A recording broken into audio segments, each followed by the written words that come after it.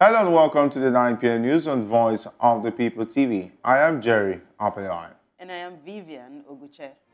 Before we begin the news, kindly visit our website www.vop.nj for fresh and trendy news. And now to the headlines. NNPCL raises petrol pump price to 960 naira in Lagos, 990 naira in Abuja. And President Tinubu meets with Fubara and Ogoni leaders. Serap gives President Tinubu 48 hours to reverse increment in Telecom Tariff. Senate suspends 2025 budget defense of Office of Auditor General 24 hours to deadline. And revised the former chief of staff to remain in custody. Well, in business news, President Tinubu approves inland dry ports for Ogun and Oyo. In sport, AC Milan reject Real Betis offer for Samuel Chukwueze. And in the world of entertainment news, Speed Darlington regains freedom. Now the news in detail. Retail outlets operating under the Nigerian National Petroleum Company Limited have made an upward adjustment in the pump price of the premium motor spirit, also known as petrol, from 965 naira to 990 naira per litre in the Federal Capital Territory.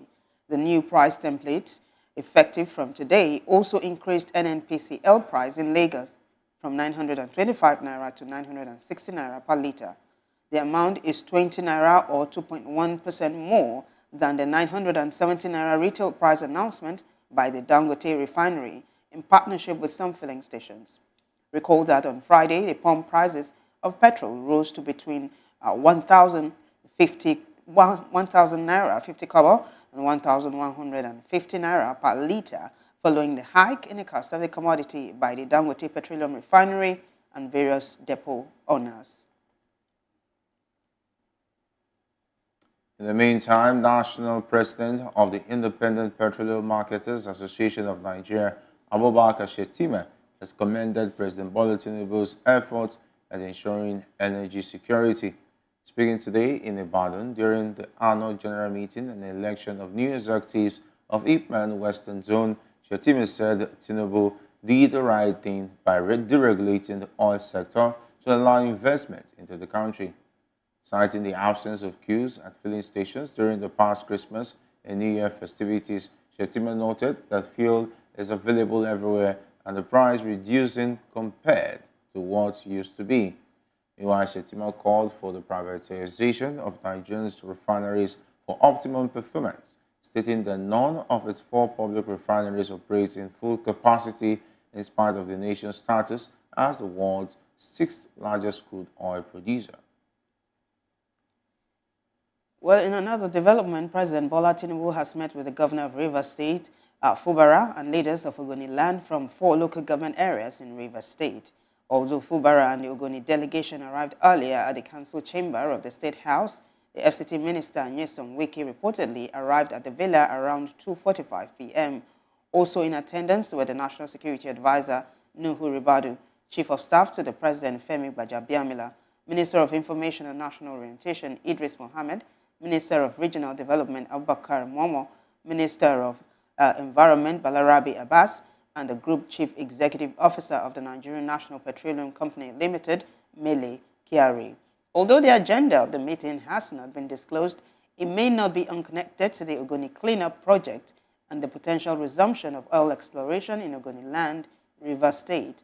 The federal government had earlier raised concerns about the long suspension of oil exploration in the state, with the Managing Director and Chief Executive Officer of the Niger Delta Development Commission, Samuel Obuku, also expressing worries over the conflicts that halted oil exploration and exploitation by international oil companies in Ogoniland.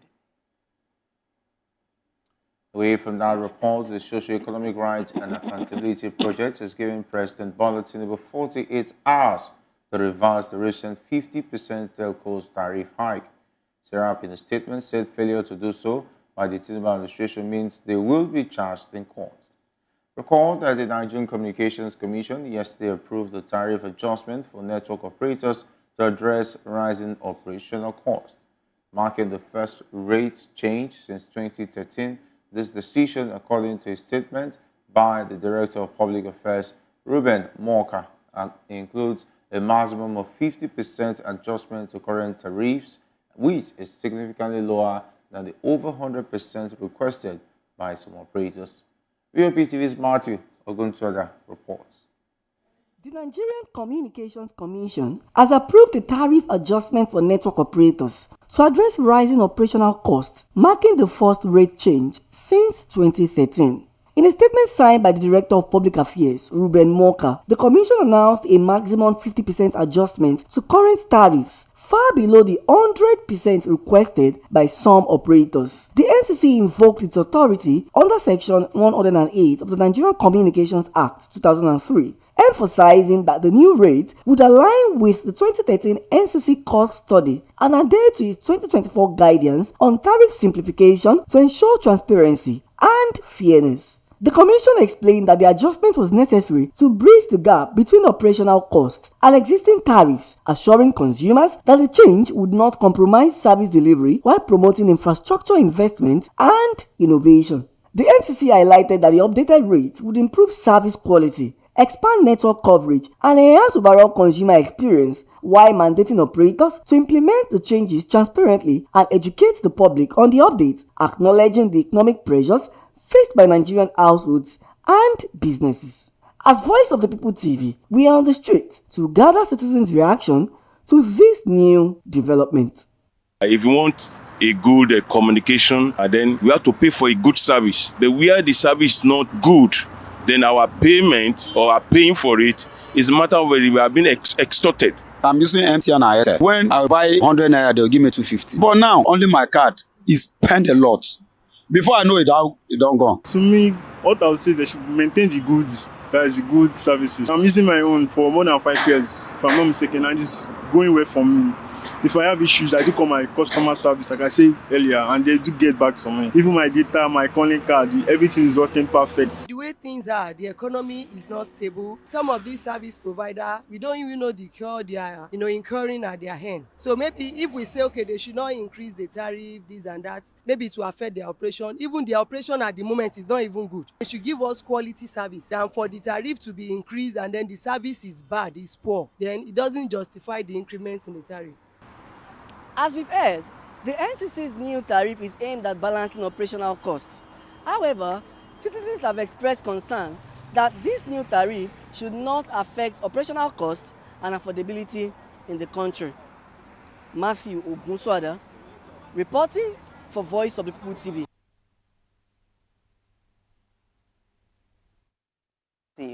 Now, in the National Assembly, the Senate has suspended the 2025 budget defense for the Office of Auditor General. For the Federation, the development may result to zero allocation to the OAGF, as the Senate has earlier scheduled tomorrow as deadline for budget defenses to pave way for a committee on appropriation to harmonize reports from various committees. And the Auditor General, S.K. Chira, and his team packing due to ill preparation and lack of diligent handling of his documents. Chira appeared before the committee unprepared and could not answer questions posed to him concerning the 2024 budget performance in his office. Anger stirred up as a copy of budget documents being read by the Auditor General was different from copies made available to the committee members.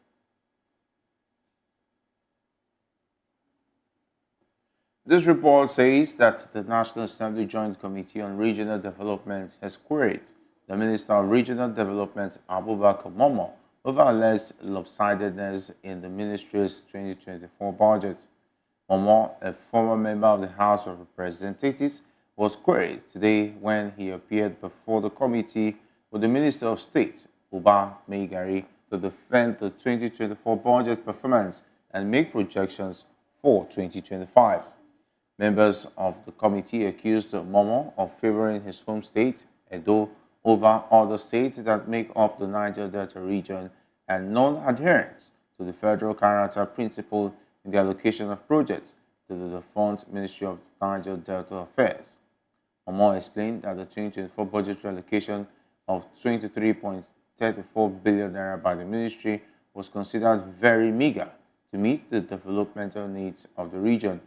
He He added that inadequate funding and dwindling budgetary allocation has over the years led to several abandoned projects.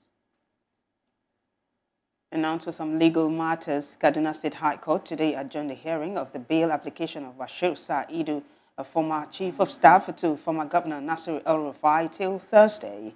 Saidu is on trial on a 10-count charge bordering on alleged money laundering, embezzlement, and stealing. Counsel for the defendant, M.I. Abubakar, notified the court of a pending bail application and urged the court to grant his client bail, as he had already spent 21 days in custody since his arrest on the 2nd of January 2025. However, the prosecution counsel, Nasir Aliyu, objected to the bail application, arguing that the law provides 7 days for the prosecution to file its response. Ruling on the matter, Justice Issa Aliyu said the prosecution should be given adequate time to file its response to the bail application. You're still watching the 9 p.m. news on Voice of the People TV. Stay with us for more stories after this break.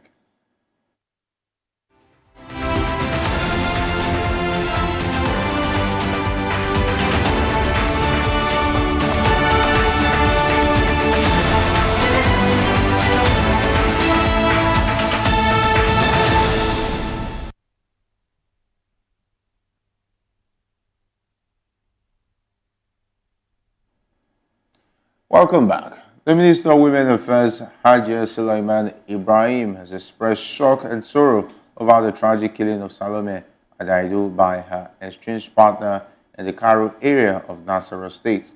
In a statement signed by the Special Advisor on Media and Publicity to the Minister, Jonathan Eze, on Tuesday, the Minister strongly condemned the heinous act and demanded justice for Salome and her family. The minister described the killing as senseless and brutish, called on parents and the Nigerian communities to take ownership of the safety and protection of women, girls, and children.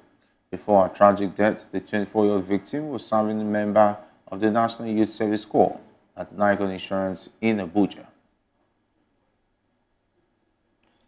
Rather unfortunate incident there, but still in the news, the 18 local government chairmen in Edo State have urged President Bola Tinubu to intervene in the constitutional crisis brewing in the state.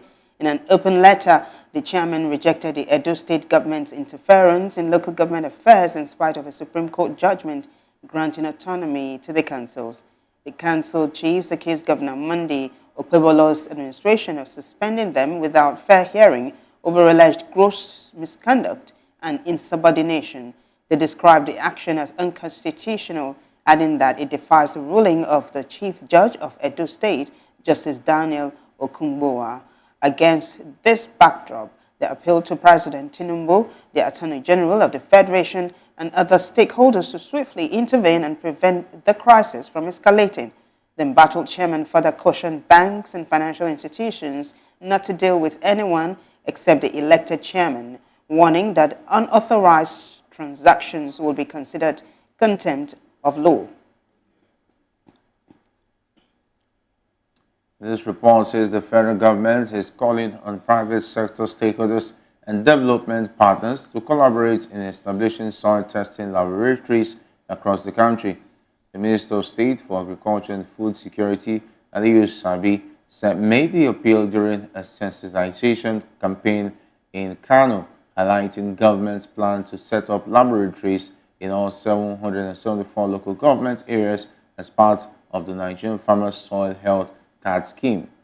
POPTV's Matthew Ogunsoda provides further insights in this report. The federal government has called on private sector stakeholders and development partners to collaborate in establishing soil testing laboratories across the country. The Minister of State for Agriculture and Food Security, Aliyu Sabi, made the appeal during a sensitization campaign in Kano. Represented by the Kano State Coordinator for the Federal Ministry of Agriculture, Alhaji Issa Otoro, the minister emphasized the government's plan to establish soil testing facilities in all 774 local government areas under the Nigeria's Farmers Soil Health Card Scheme. He further affirmed that the initiative aims to boost sustainable agricultural practices, improve crop yields, and enhance soil quality monitoring.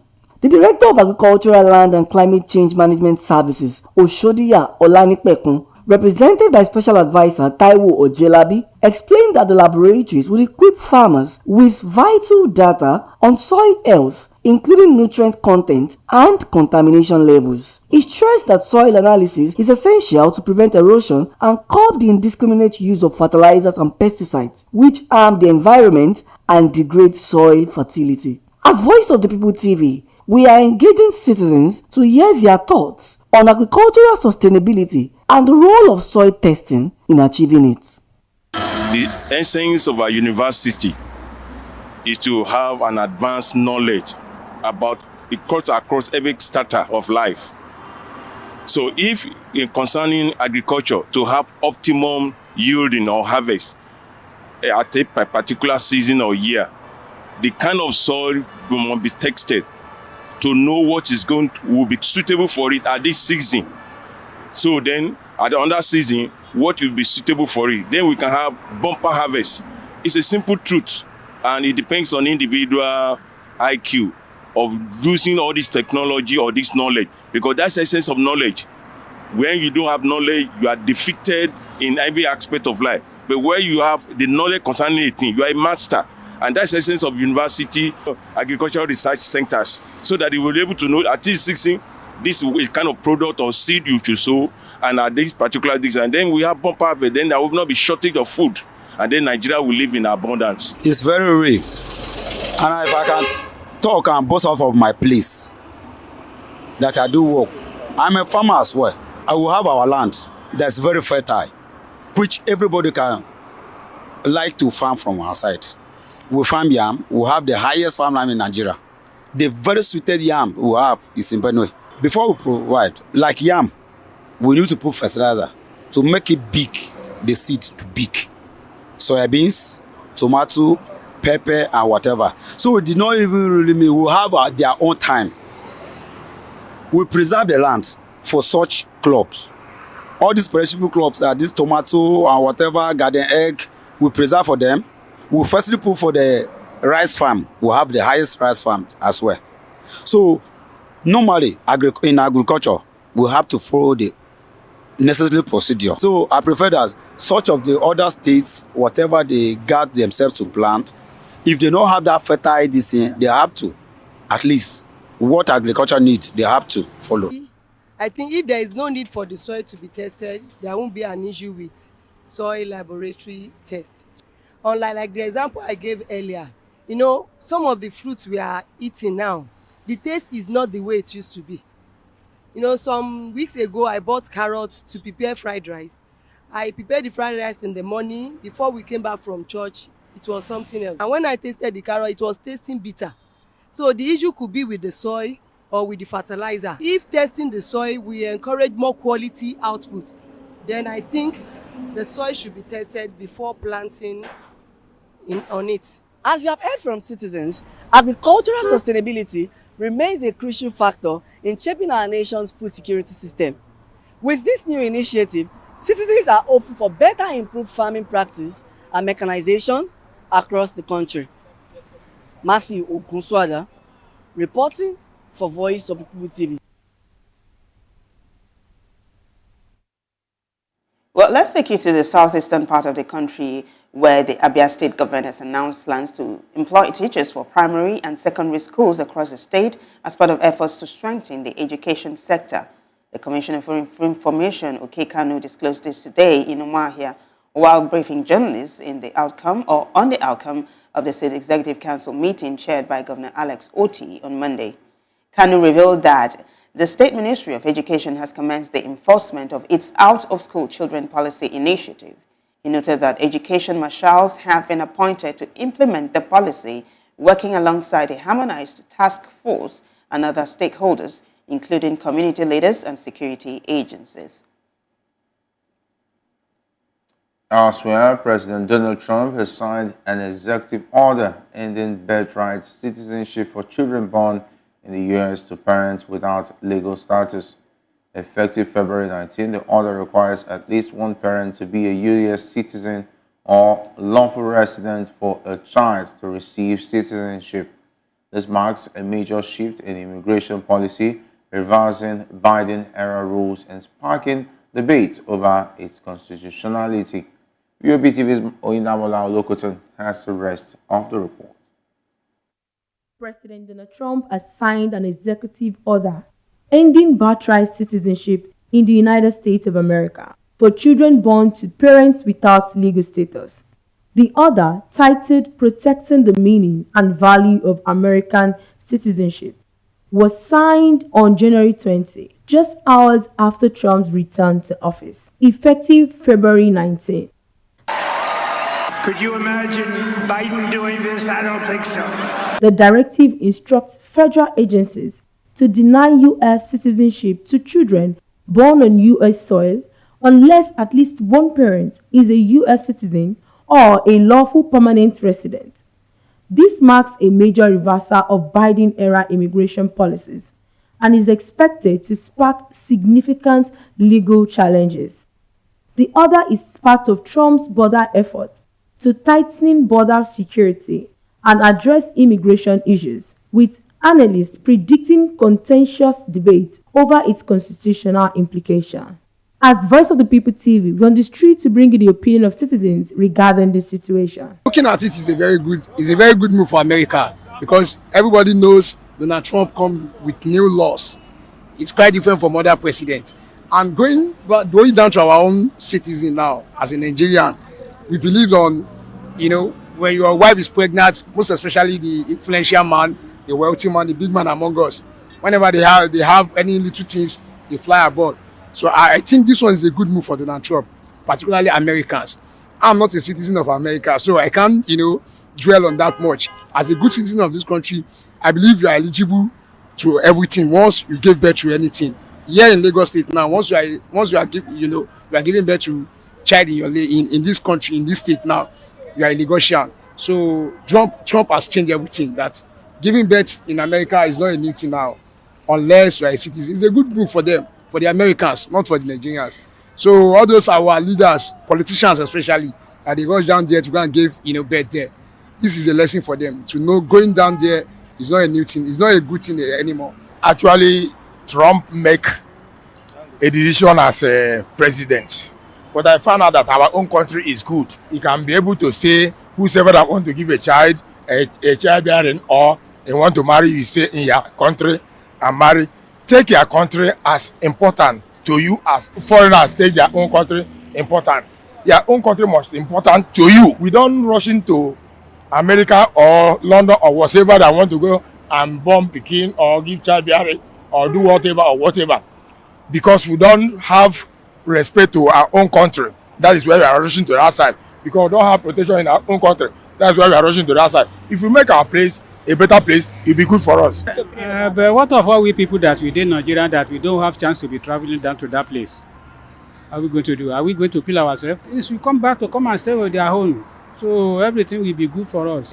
Let's come back to their country and stay with their children. As the citizens have rightly said, this is a wake-up call for our government to make Nigeria a better place, so that our citizens do not have to rush to another person's country to give birth in order for them to obtain citizens by birth. I'm Oyindamola Olokoton, reporting for Voice of the People TV. Thank you, Oyindamola. Now we'll take a short break. When we come back, business, sports, and entertainment news. Stay with us.